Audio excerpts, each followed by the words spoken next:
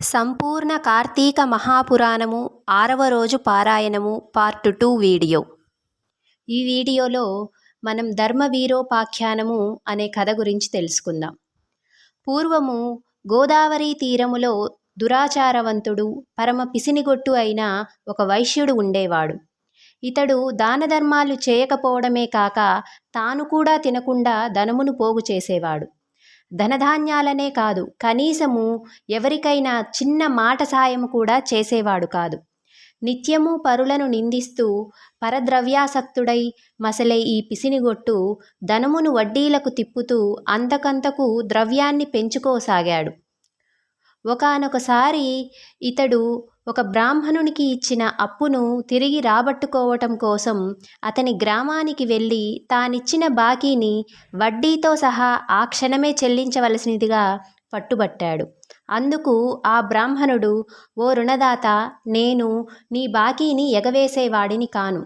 ఎందుకంటావేమో, ఎవడైతే రుణం తీర్చకుండానే పోతాడో వాడు మరుసటి జన్మలో రుణదాతకు సంతాన రూపముగా జన్మించి ఆ రుణాన్ని చెల్లుబెట్టుకోవలసి వస్తుంది. అందుచేత ఏదో విధముగా సంపాదించి ఈ మాసాంతానికల్లా నీ రుణమును చెల్లుబెడతాను అన్నాడు ఆ బ్రాహ్మణుడు. అంతవరకు ఓర్పు వహించు ఉండు అని చెప్పాడు. ఆ బ్రాహ్మణ వచనాలను నచ్చని ఆ వైశ్యుడు, నీ కబుర్లు నా దగ్గర కాదు, నీ బాకీ వసూలు కోసం మళ్ళీ ఇంకా నెలనాళ్ళు ఆగే సమయం నాకు లేదు. మర్యాదగా ఇప్పుడే ఇవ్వు, లేదా నా దగ్గర ఉన్న కత్తితో ఇప్పుడే నిన్ను నరికేస్తాను అన్నాడు. యథార్థానికి ఆ సమయంలో తన దగ్గర ధనము లేదని, అప్పటికప్పుడు తాను అప్పు తీర్చలేనని చెప్పాడా విప్రుడు. మరింత మండిపోయిన ఆ పిసినారి బ్రాహ్మణుడి జుట్టు పట్టుకొని లాగి నేల మీద పడదోసి కాలితో తన్ని, అప్పటికీ కోపం తీరక తన దగ్గర ఉన్న కత్తితో ఒక వేటు పెట్టాడు. ఆ కోమటివాడు కొట్టిన కత్తి దెబ్బకు బ్రాహ్మణుడు అప్పటికప్పుడే ప్రాణాలు కోల్పోయాడు. అంతటితో కోమటి హత్యానేరానికి రాజుగారు తనను దండిస్తారనే భయంతో త్వరితముగా ఇంటికి వెళ్ళి గుట్టుగా బ్రతకసాగాడు. బ్రతికినంతకాలం గుట్టుగా ఉండగలమే కానీ గుట్టుగా ఉన్నంత మాత్రం చేత ఎల్లకాలం బ్రతకలేం కదా. అదేవిధంగా ఆ కోమటి కూడా ఆయువు తీరి మృతి చెందాడు. యమకింకరులు వచ్చి ఆ జీవుని నరకానికి తీసుకుపోయారు. జనక భూపతి రూరువులనే మృగాల చేత వాటి శృంగాల చేత పీడింపజేసే ఒకానొక యాతననే రౌరవం అంటారు. ఈ కోమటిని ఆ రౌరవం అనే నరక విభాగములో వేసి శిక్షించవలసిందిగా ఆజ్ఞాపించాడు యమధర్మరాజు. యమకింకరులు ఆ ఆజ్ఞను అమలు చేయసాగారు. ఇక ఈ భూలోకములో ఆ లుబ్ధ వైశ్యుని కుమారుడైన ధర్మవీరుడనేవాడు ఉండేవాడు. ఇతను మహాదాత.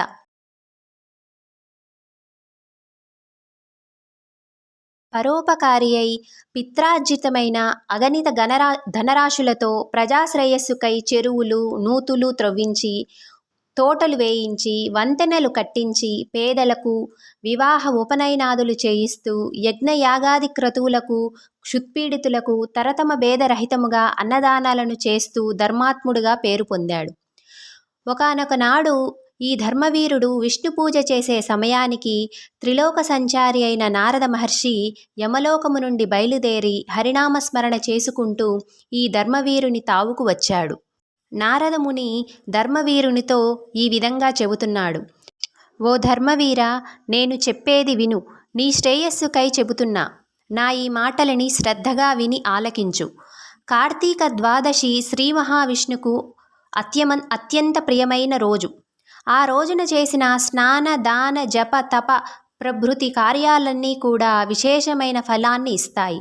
ధర్మవీర, సూర్యుడు తులారాశిలో ఉండగా కార్తీక ద్వాదశి ప్రాతఃస్నానయుతులై సాలగ్రామ దానమును చేసేవారు దరిద్రులు కానీ, ధనికులు కానీ, యతులు కానీ, వానప్రస్థులు కానీ, బ్రాహ్మణులు కానీ, క్షత్రియులు కానీ, వైశ్యులు కానీ, శూద్రులు కానీ, స్త్రీలే కానీ, వాళ్ళెవ్వరైనా సరే జన్మాంతర కృత పాపాలన్నీ దహింపచేసుకున్న వాళ్ళే అవుతారు.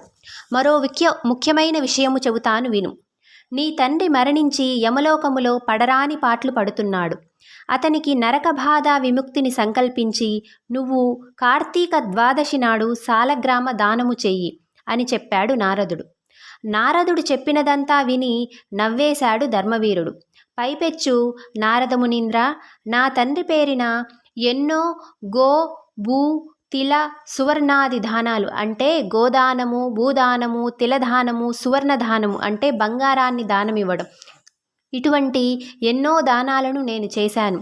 వాటి వల్ల వెలువరించబడని నరక యాతన కేవలం సాలగ్రామమనే పేరు కలిగిన రాతిని దానము చేస్తే సాధ్యమవుతుందంటావా? అయినా ఆ సాలగ్రామం అనే రాయి ఎందుకు ఉపయోగపడుతుంది? తినడానికా పనికిరాదు, అలంకారానికా నవరత్నాలలోనిది కాదు, ఏ రకంగానూ ఎవరికీ కూడా పనికిరాని దానిని నేనెందుకు దానం చేయాలి? అయినా రాతిదాతకు కీర్తి ఉండదు కదా, ఆ దానమును పట్టిన వానికి సుఖమూ ఉండదు. కాబట్టి ఆ సాలగ్రామ దానమును నేను చెయ్యను అన్నాడు ధర్మవీరుడు. నారదుడు ఎంత అనునయముగా చెప్పినా కూడా ధర్మవీరుడు తన మూర్ఖత్వాన్ని వదలటం లేదు. సాలగ్రామ దానానికి అంగీకరించనూ లేదు. అంతటితో నారదుడు అంతర్ధానమైపోయాడు.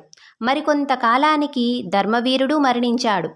గౌరవనీయులు సర్వహితాత్ములు అయిన పెద్దల మాటలను పాటించని పాపానికి సాలగ్రామ దానము చేయకపోవడం వలన నరకగతుడై అనంతరము 3 సార్లు పులిగాను, మరో 3 సార్లు కోతిగాను, 5 సార్లు ఆబోతుగాను, 10 పర్యాయాలు స్త్రీగాను జన్మించి వైధవ్య పీడను పొందటం జరిగింది. తరువాత 11వ జన్మలో కూడా ఒకానొక యాచకుని పుత్రికగా జన్మించవలసి వచ్చింది. పురాకర్మ వలన పెండ్లి కుమారుడు అనతి కాలంలోనే మరణించడంతో ఒక్కగానొక్క కూతురికి కలిగిన వైధవ్యానికి చింతించి ఆ యాచక బ్రాహ్మణుడు తన జ్ఞానదృష్టి చేత తన కూతురి యొక్క పురాకర్మను అంటే గతపాపాన్ని తెలుసుకున్నవాడై ఆ విషయాలన్నీ ఆమెకు సవిస్తరముగా చెప్పి కార్తీక సోమవారము నాడు వేదోక్త విధిగా జన్మజన్మార్జిత పాపనాశకమైన సాలగ్రామ దానాన్ని చేయించాడు. ఆ పుణ్యఫలము వలన మరణించిన పెళ్లి కొడుకు పునర్జీవితుడయ్యాడు. ఆ దంపతులు ఇహజీవితాన్ని ధర్మకామ సౌఖ్యాలతో గడిపి కాలాంతరమున స్వర్గమునకు చేరి పుణ్యవంతులు అయ్యారు. తదుపరి ధర్మవీరుడు 23వ జన్మగా ఒక బ్రాహ్మణుని ఇంట శిశువుగా పుట్టి పూర్వజన్మలో చేసిన మహత్వపూర్వక సాలగ్రామ దాన పుణ్య విశేషము వలన జ్ఞాని అయి ప్రతి వర్షము కార్తీక సోమవార పర్వదినాలలో సాలగ్రామ దానాన్ని ఆచరిస్తూ ఆ పుణ్యఫలముగా మోక్షప్రాప్తుడయ్యాడు. ఇతగాడి సాలగ్రామ దాన మహాపుణ్యము వలన రౌరవగతుడైన ఇతని తండ్రి కూడా నరకము నుండి విముక్తుడయ్యాడు. రౌరవ యాతన అంటే రురువు అనే మృగాల చేత వాటి కొమ్ముల చేత పీడింపజేసే ఒకానొక నరకయాతనే రౌరవము అంటారు. ఈ రౌరవ నరకయాతనను యమధర్మరాజు యమలోకానికి చేరే జీవులకు వేసే శిక్షే ఈ రౌరవ యాతన. కాబట్టి జనక మహారాజా, కార్తీక మాసములో సాలగ్రామ దానము చేత విష్ణువు సంప్రీతుడై విశేషమైన పుణ్యాన్ని కల్పిస్తాడని ధ్రువపరుచుకో. ఎంతటి పాపానికైనా సరే కార్తీక మాసములో సాలగ్రామ దానము చేయటమే సర్వోత్తమమైన ప్రాయశ్చిత్తము. ఇంతకు మించిన ప్రాయశ్చిత్తము మరొకటి లేదు అనడంలో ఏమాత్రము అతిశయోక్తి లేదు. ఏవం శ్రీ స్కాంద పురాణాంతర్గత కార్తీక మహత్యే ఏకాదశ ద్వాదశాధ్యాయౌ అంటే 11, 12వ అధ్యాయములు సమాప్తము. 6వ రోజు పారాయణ సమాప్తము.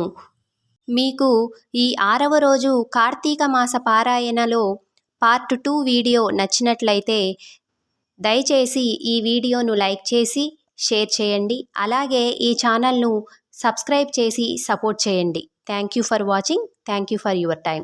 Thank you all.